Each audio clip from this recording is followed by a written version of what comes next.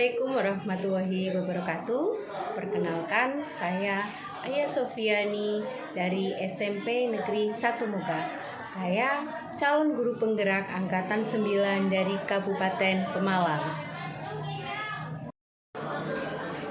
Pada kesempatan kali ini saya akan menyajikan video diseminasi pemahaman saya tentang modul 1.4 disiplin positif pada sekolah saya di SMP Negeri 1 Moga. Semoga video ini bermanfaat dalam dunia pendidikan. Guru bergerak, tergerak, bergerak, menggerakkan. Guru bergerak, Indonesia maju. Sekian, wassalamualaikum warahmatullahi wabarakatuh.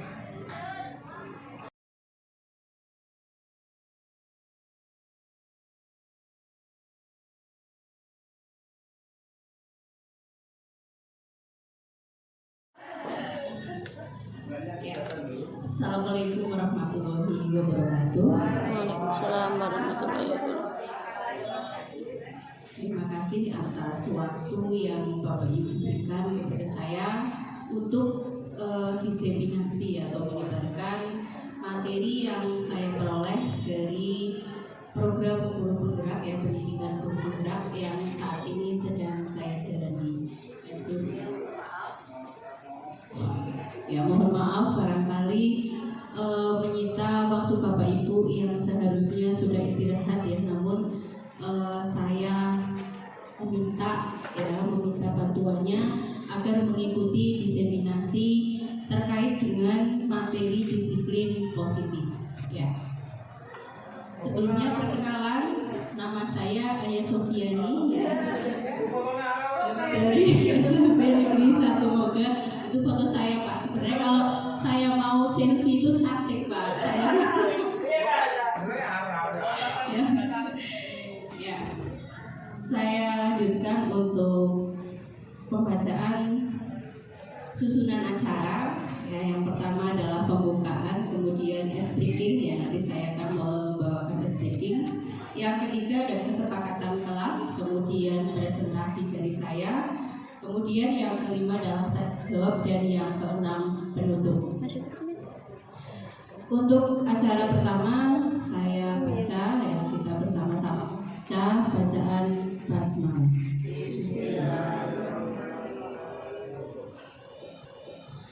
Ya, menginjak acara yang kedua, kita melakukan SPT setelah seharian Bapak Ibu melakukan aktivitas di kelas ya, yang mungkin sudah capek, sudah penat ya, sehingga kurang fokus ya. Harapannya dengan SPT ini nanti Bapak Ibu menjadi lebih fokus ya.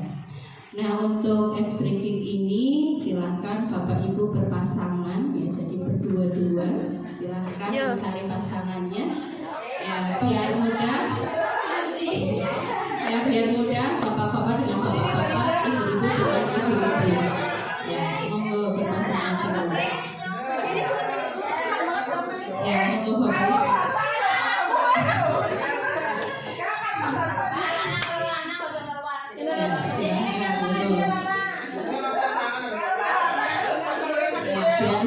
Biar fokus ya, biar fokus. Monggo Pak Naryoto, Pak Tejo, ya, atau Bu Emi dengan saya pasangannya ya.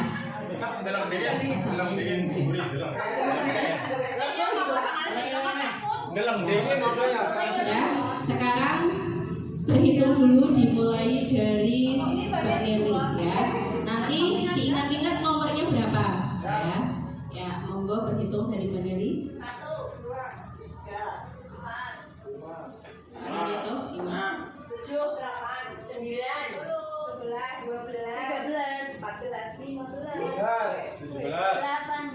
18. Nah, Bapak Ibu saling berpasangan ya. Kemudian dengan pasangannya silahkan menjulurkan tangan ya, seperti mau salaman tetapi tidak sampai nempel ya. Silahkan. Nah, pasangannya berarti ganjil genap ya. Coba cek Bu Yi nomor berapa? Bu Santi 4 ya. Terus Bu Elva 8, 7 ya, ganjil genap ya. Nah, aturan permainannya seperti ini. Ketua kelas. Ya, saya break dulu ya, tunggu adzan selesai. Yang penting diingat pasangannya dulu tadi.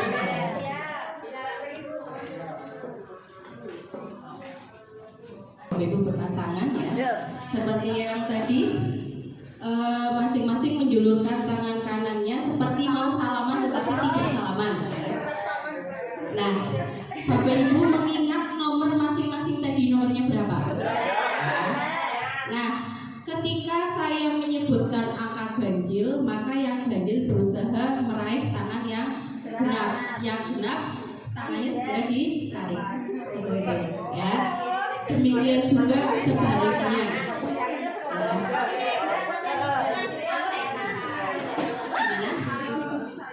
Ya, kalau yang kena berarti dia yang menang ya. Ini apa namanya, seperti permainan lah, nanti dihitung ya.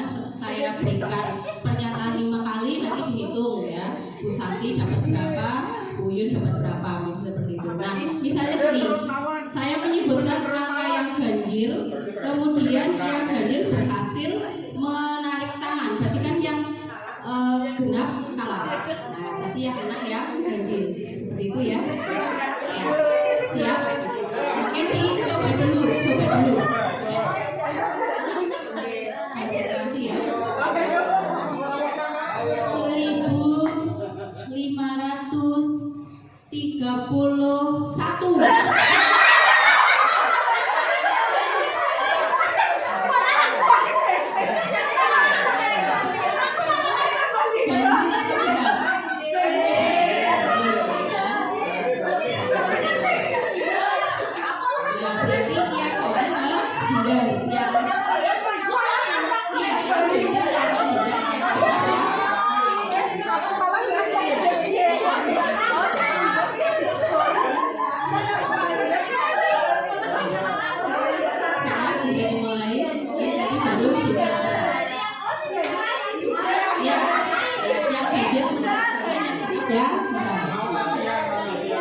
1531. Kita simulasi, monggo Bu Vivi sama Bu Emi nanti bisa berpasangan. Ya. Tadi Pak Hambali sampai nomor berapa? 17. Berarti 18. Ya, yang ganjil tangannya ditarik maksudnya. Oh iya, bilangnya sama. Berarti yang nangkap itu yang benar. Yang nangkap yang genap, yang ganjil tangannya ditarik. Iya. Jadi 17, 18, 19. Genap, ganjil. Nah, iya, yang saya ucapkan berarti yang tangannya dihitung betul.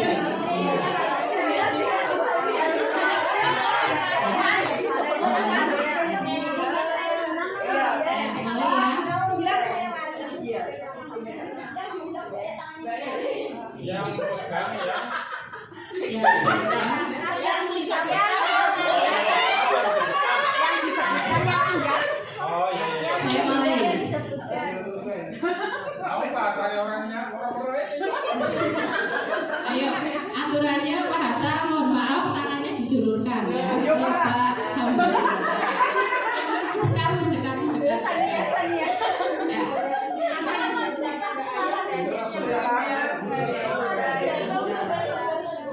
3.500.50.227.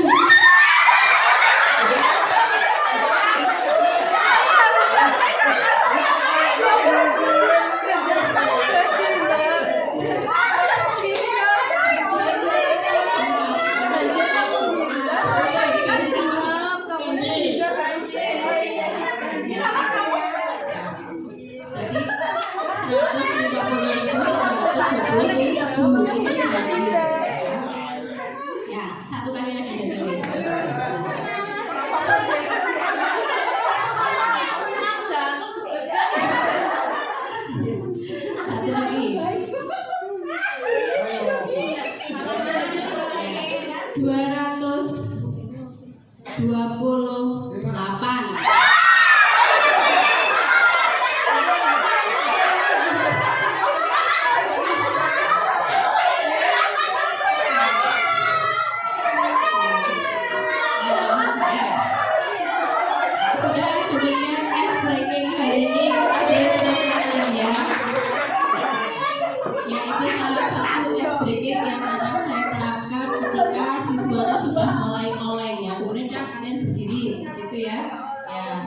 Dengan S-ranking itu saya menyebutkan angka, anak jadi fokus kan mikir tadi ya, mikir kira-kira angkanya benar atau benar ya, seperti itu ya. Semoga bermanfaat dan bisa diterapkan soal ini ya.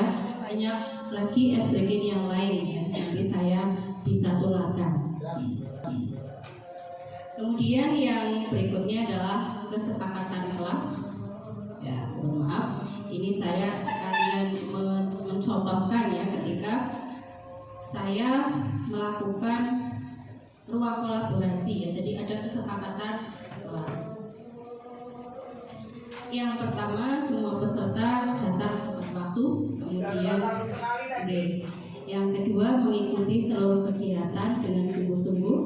Kemudian yang ketiga, tidak main HP sendiri. Yang keempat, terdiri atas presentasi dan tanya jawab. Yang moga barangkali ada masukan terkait dengan kesepakatan ini. Ya, mohon maaf Bapak Ibu, ini saya sekalian mencontohkan ketika di kelas ya. Jadi ketika penggunaan HP itu di awal itu bisa membuat kesepakatan dengan anak dulu tentang HP gitu ya. Jadi misalnya anak-anak bawa HP, kesepakatannya bagaimana?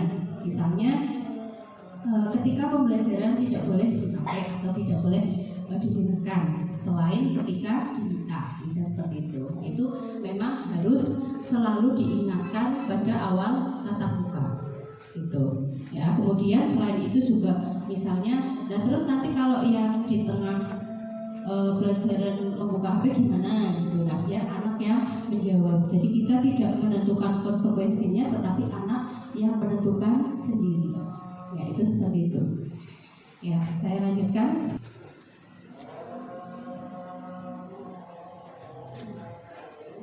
Ya, saya mulai presentasi dimulai dari pengertian disiplin positif.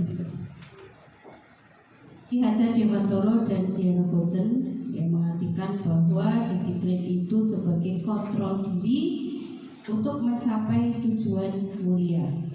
Kemudian disiplin diri itu merupakan salah satu syarat ya, yang bersumber dari motivasi internal berdasarkan nilai-nilai kebajikan universal. Nah, yang akan saya sampaikan di sini terkait dengan materi disiplin positif, yaitu ada teori motivasi, hukum dan penghargaan, kemudian kebutuhan dasar manusia dan dunia berkualitas, kemudian 5 posisi kontrol guru, dan yang terakhir adalah restitusi. Ya, saya mulai dari teori motivasi, hukuman dan penghargaan.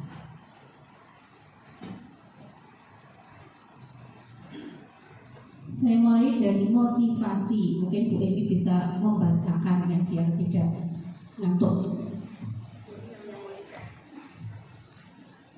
Motivasi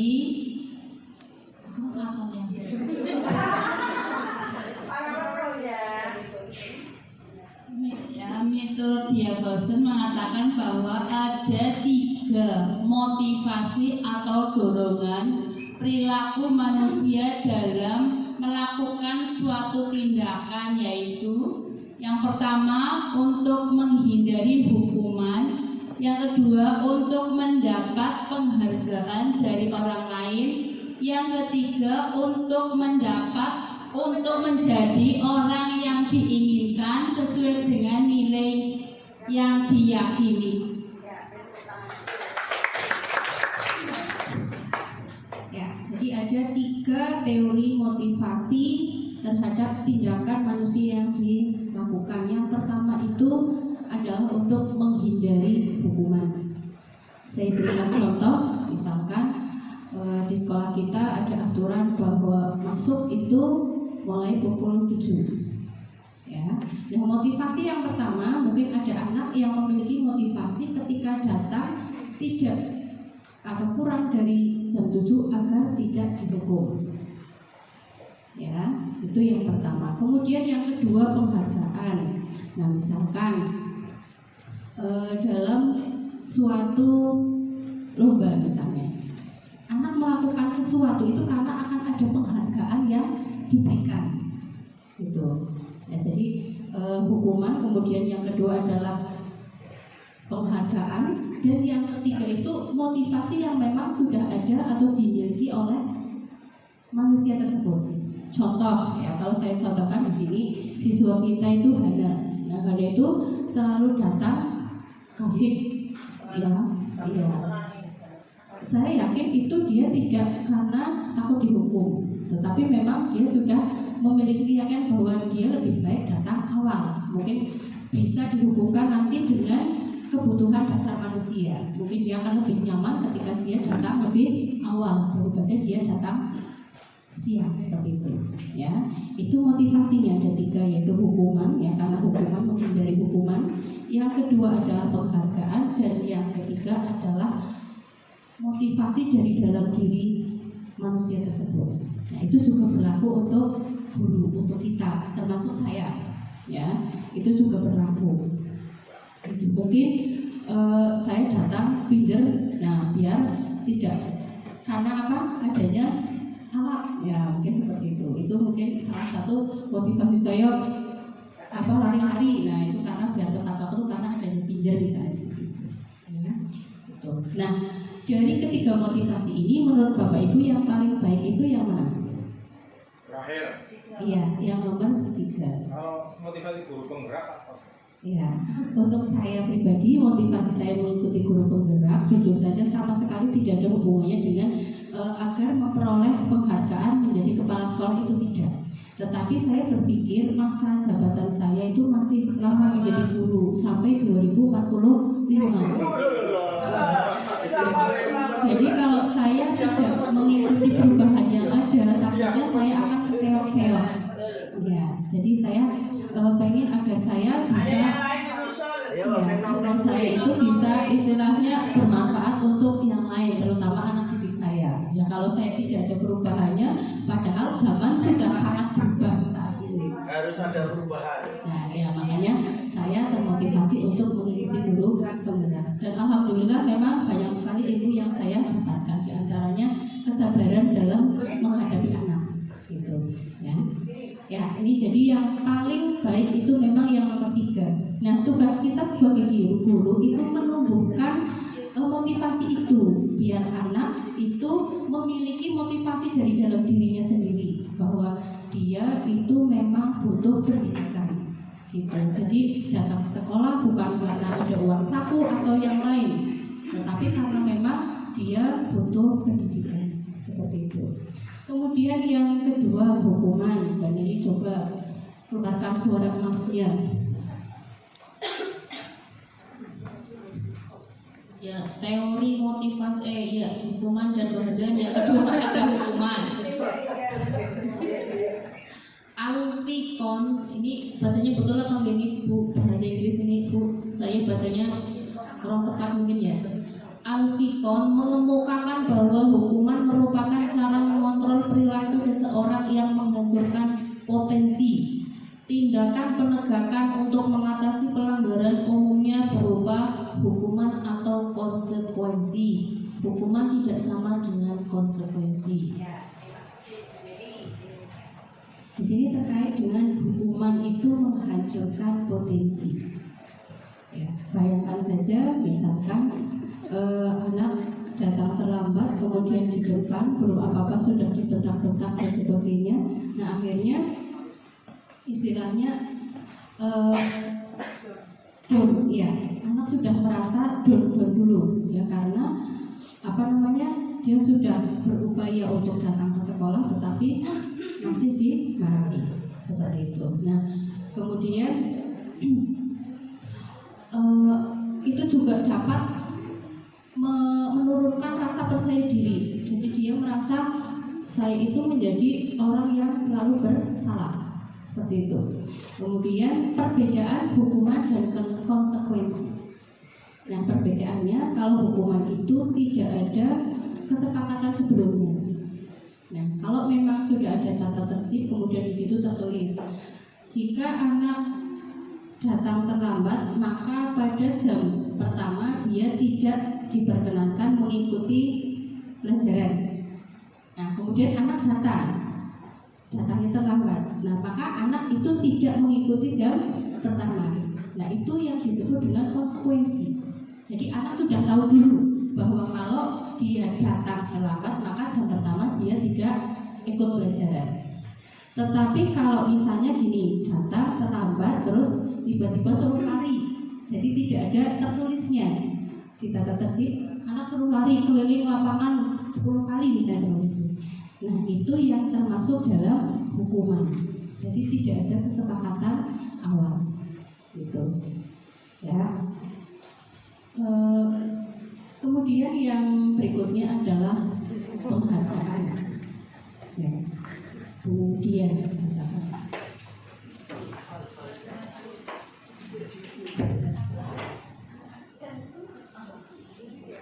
Alfikon membukakan baik penghargaan adalah cara-cara mengontrol perilaku seseorang yang menghasilkan potensi untuk pembelajaran yang sesungguhnya.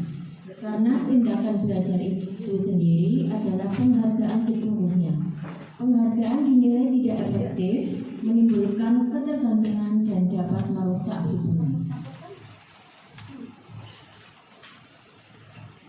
Ya, di sini saya akan menjelaskan keterkaitan kenapa di Kumer itu tidak ada peringkat atau perankingan. Ya, karena yang pertama dinilai tidak efektif. Jadi pembelajaran yang sesungguhnya itu mereka tidak memaknai, tetapi hanya sekedar ingin mendapatkan peringkat berapa, begitu. Nah, jadi acuannya hanya ingin melihat nilai yang tertulis, tetapi nilai yang sebenarnya yang harus dicapai oleh peserta didik itu dia tidak menyadarinya. Ya, kemudian di situ menimbulkan ketergantungan. Nah, jadi misalkan diberikan penghargaan, ya. Nah, ketika penghargaan itu tidak ada, maka anak tersebut tidak mau melakukannya lagi. Itu jadi hanya semata karena ingin mendapatkan penghargaan. Dan yang ketiga dapat merusak hubungan. Nah, ketika pemeringkatan ada peringkat 1, 2, 3, apalagi setelah dilihat dari nilainya selisihnya sedikit, ya. Nah, itu akan menimbulkan rasa kecewa. Misalnya peringkat 1 rata-rata 8, peringkat 2 8,1, kan selisihnya sedikit. Nah, bagi yang peringkat 2 itu kan merasa paling sedikit lagi ya, ada rasa kecewa di situ. Ya. Nah, kemudian apalagi bagi yang sama sekali tidak memperoleh peringkat, gitu. Ya, dan peringkat yang ada memang lebih ke kognitif atau pengetahuan. Padahal kodrat manusia itu pada dasarnya memiliki kemampuan, karakter, ya, dan bakat masing-masing. Gitu. Nah, sedangkan yang sudah pemeringkatan itu terkait dengan kognitif atau pengetahuan saja, ya. Kita tidak menilai kemampuan yang lain, gitu. Sehingga penghargaan di sini bisa dikategorikan menghancurkan potensi. Gitu. Jadi karena yang dilakukan semata-mata karena adanya penghargaan saja, tidak karena motivasi intrinsik dari dalam diri. Ya. Saya lanjutkan.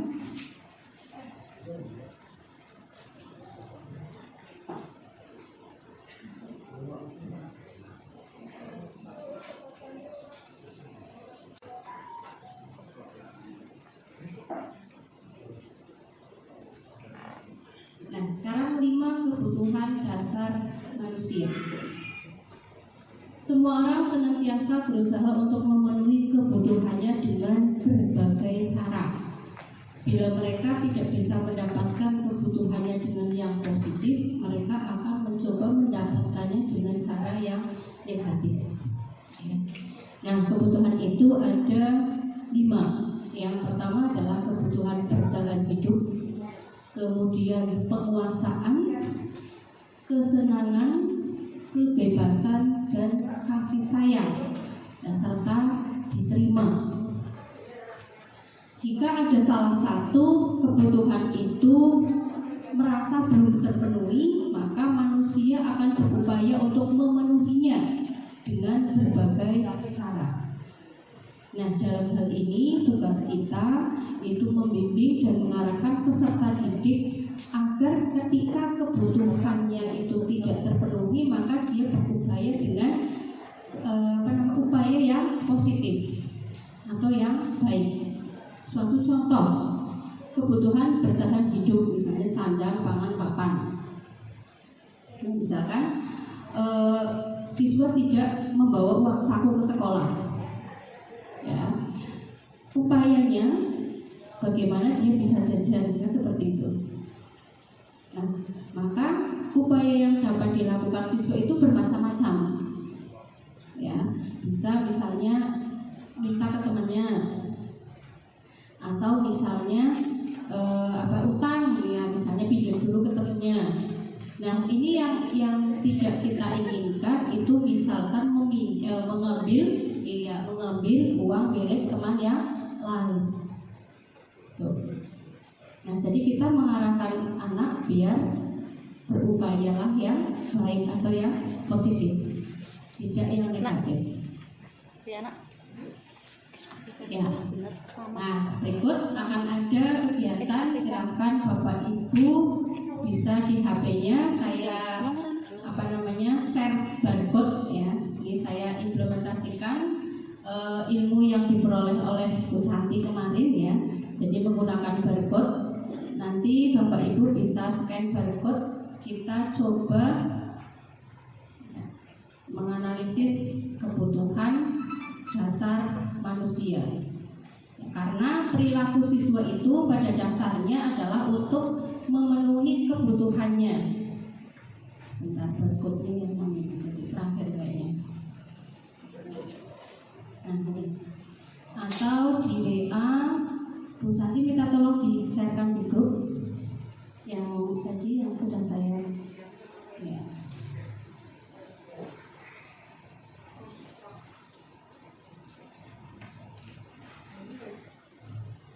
Atau scan di depan juga bisa. Monggo. Bisa.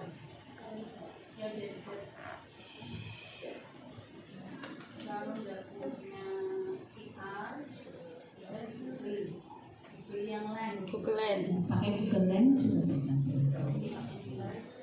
Kita akan coba menganalisis, ya, beberapa peristiwa, yaitu terkait dengan kebutuhan dasar siswa yang ingin dipenuhi dari perilaku yang dia lakukan.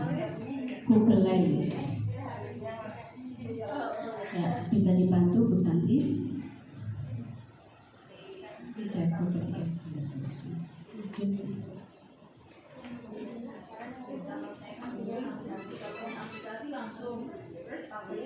Yang memiliki aplikasi QR Code bisa langsung.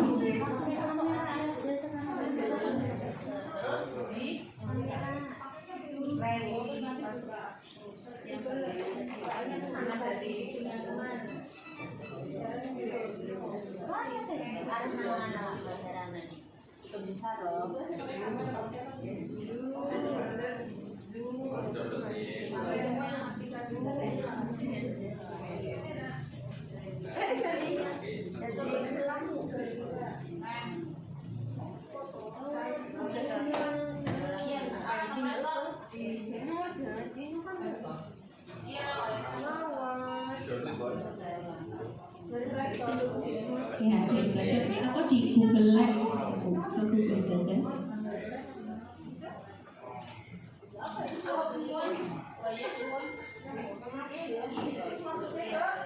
Nah, dibuka, buka proses. Ya, langsung.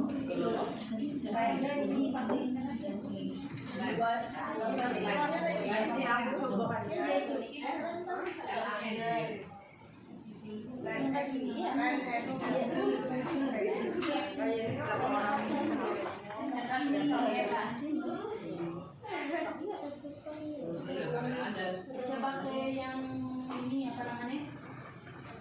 Di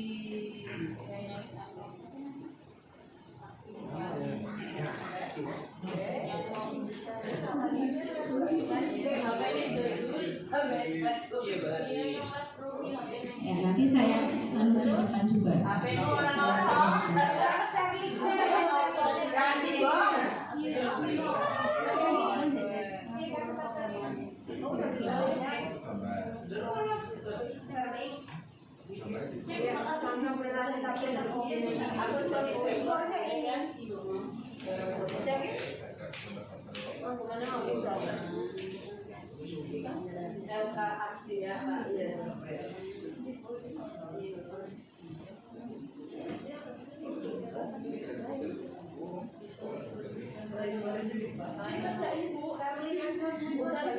Nanti kita diskusikan saja ketika ya.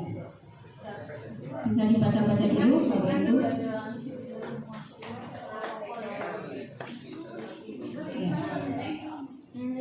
Kita fokus ke yang pertama dulu. Bapak Ibu coba menganalisis kira-kira tindakan tersebut mencerminkan kebutuhan dasar yang mana yang ingin dipenuhi oleh anak tersebut. Dimulai dari yang pertama.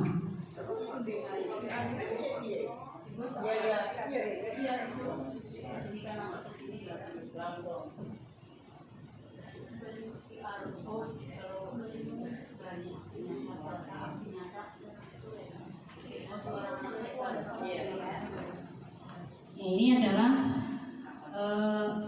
peristiwa pertama. Bimo, seorang anak TKB, selalu berlari keluar kelas menuju jalan raya di depan sekolahnya yang ramai dengan kendaraan. Tingkahnya membuat Bu Ani bingung dan seringkali lari mengejarnya.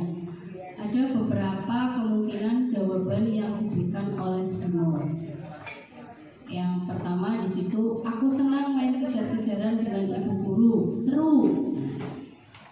Dari pernyataan Bimo itu, menurut Bapak Ibu, kebutuhan mana yang ingin dipenuhi ya oleh Bu Ani terhadap Bimo tersebut? Aku senang main kejar-kejaran dengan ibu guru, seru. Senang, kesenangan ya. Coba kita cek. Ya, betul ya. Yang pertama ini adalah kesenangan. Kemudian yang kedua,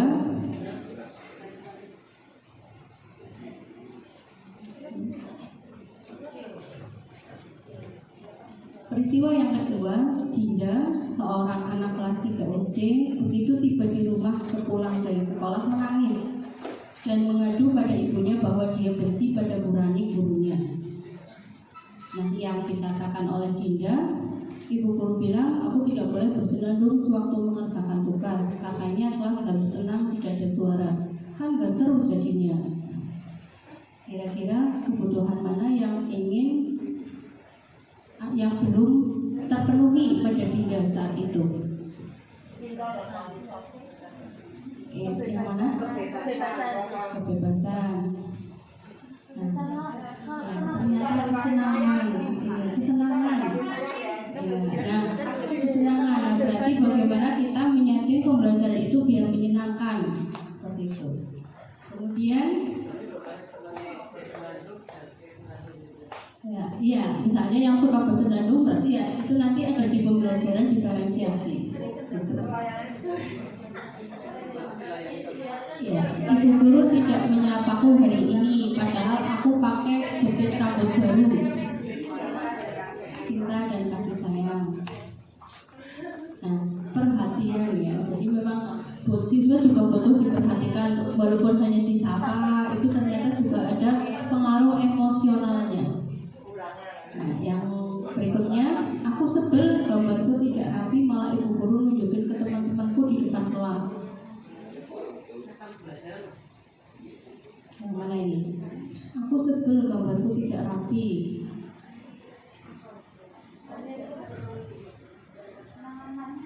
Ya, ini terkait kemampuan dari Dinda, ya, tidak menguasai cara menggambar misalnya. Nah ini berarti yang mana? Penguasaan. Coba kita klik ya. Itu, ya, penguasaan. Jadi dia merasa tidak bisa, ya, tetapi ditunjuk-tunjukkan ke teman. Kemudian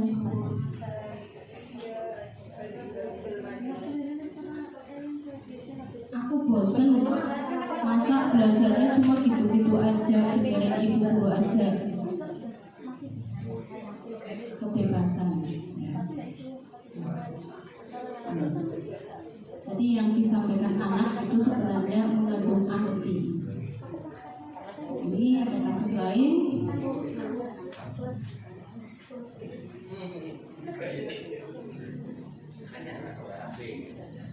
Tahun ini Dimas genap berusia 17 tahun. Dia senang sekali ketika ayahnya mulai mengajarkan cara menyetir mobil, ya, dan sebagainya. Ya, itu hanya salah satu contoh saja.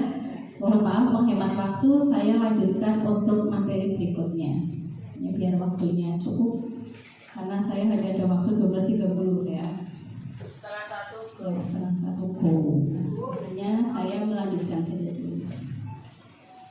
Nah, untuk posisi kontrol guru di sini ada 5: penghukum, pembuat rasa bersalah, teman, pemantau, dan manajer.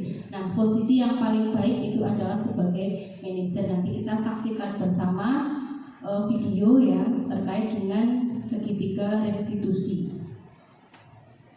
Nah, segitiga restitusi di sini yang pertama adalah menstabilkan identitas, kemudian validasi tindakan salah, dan menanyakan keyakinan. Langsung saya putarkan saja video terkait dengan segitiga restitusi.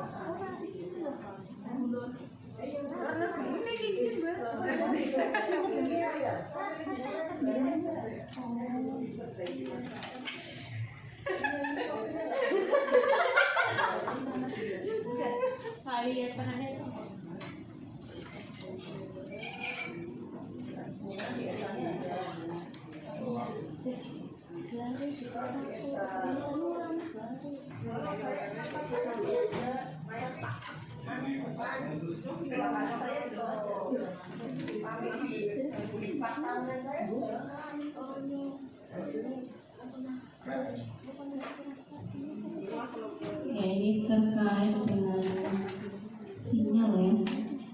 Kalau ada sinyalnya Pak Hermawan.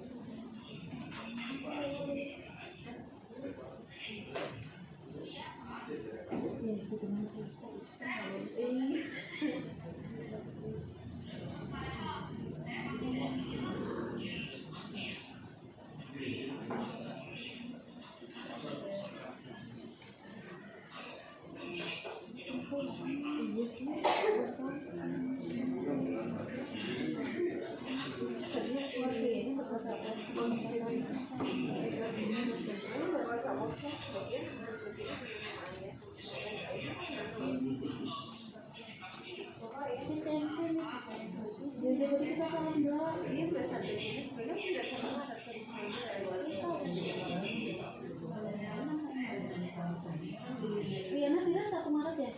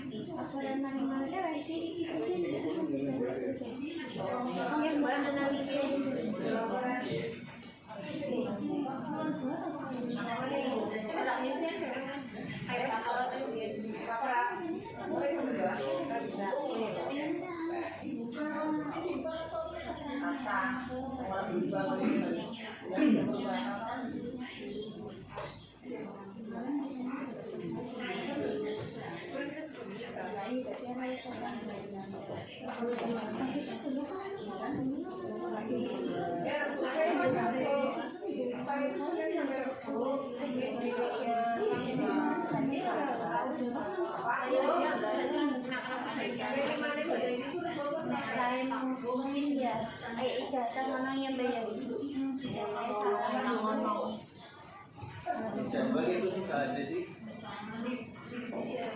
Desember yang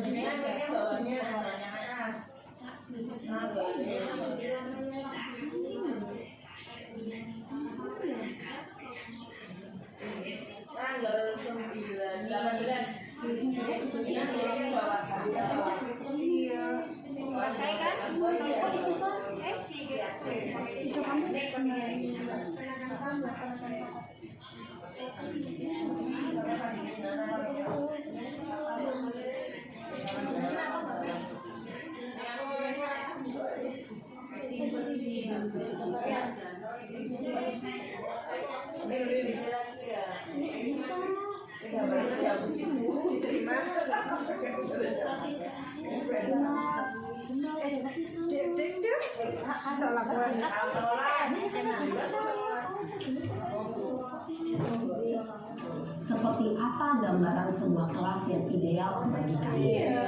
Serta kamu ingin menjadi orang seperti apa?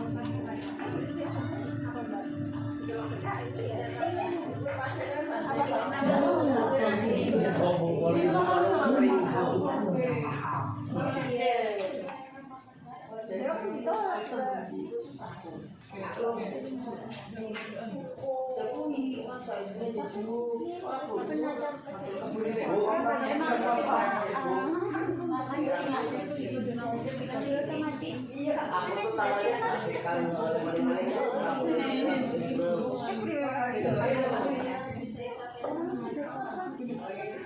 melakukan beberapa hal. Ya, ininya agak lemot ya, malah ke close ya. Jadi intinya di situ menggunakan segitiga restitusi ketika kita menemui ya, menemui bentar dulu.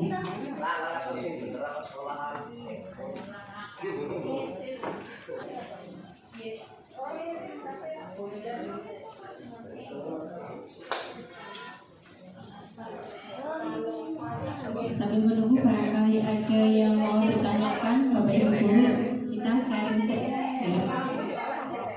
Monggo saya berikan waktu Bapak Ibu untuk bertanya terkait dengan materi yang sudah saya paparkan. Di situ dari yang pertama mengenai motivasi, kemudian hukuman dan penghargaan, kemudian kebutuhan dasar manusia, ya 5 kebutuhan dasar manusia. Berikutnya adalah 5 posisi kontrol guru, dan yang terakhir mengenai segitiga restitusi. Sulitnya mengkondisikan anak. pertanyaannya apakah ideal? Monggo.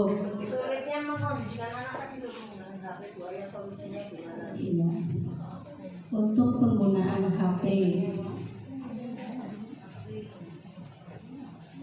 dari yang saya peroleh dari guru penggerak itu, kita membuat kesepakatan dengan anak. Nah, kesepakatan itu ketika dibuat seluruhnya, jadi tidak hanya 1-2 kelas saja, tetapi seluruhnya.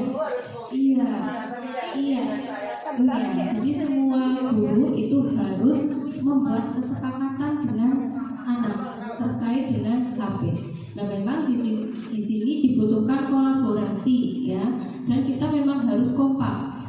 Ya, jadi tidak bisa yang satu seperti ini, satu seperti itu, tapi kita harus satu visi atau satu tujuan seperti itu. Ya, dibuat dulu kesepakatan kelas ya, setiap pembelajaran. Jadi Bapak Ibu jangan khawatir kalau waktunya itu terbuang-buang, itu tidak. Ya, dengan kesepakatan itu justru akan membangun motivasi intrinsik dari siswa. Gitu. Jadi kita tidak usah khawatir terkait dengan materi yang tidak tersampaikan, karena sekarang teknologi sudah sangat canggih ya. Nanti akan dibantu oleh Bu Santi sekarang atau lain waktu, mungkin lain waktu ya, terkait dengan pemanfaatan IE ya, itu. Jadi kita sekarang merubah mindset kita tidak khawatir dengan materi yang tidak tersampaikan itu, karena materi itu sebenarnya sudah tersedia yang sangat luas seperti itu. Nah, sini Bu, jadi ketika itu kita mengarahkan, tidak hanya dengan kata-kata, tetapi misalnya dengan LKPD. Nah, mau tidak mau kan anak mengisi LKPD itu. Iya, harus membuat LKPD. Nah, kemudian yang penting juga ketika kita memberikan tugas itu ada umpan balik. Jadi tidak hanya sekedar anak mengerjakan yang penting sudah mengerti, tapi kita ada umpan balik di situ. Iya. Dan kita refleksikan bersama-sama anak itu. Tidak perlu istilahnya materi yang kita berikan sangat luas dan banyak, tetapi tidak mengena, lebih baik sedikit tapi itu berkualitas. Seperti itu. Nah, penanaman karakter itu justru lebih penting dibandingkan dengan materi, karena materi dengan sendirinya itu anak bisa. Seperti itu. Ya, barangkali ada pertanyaan lagi?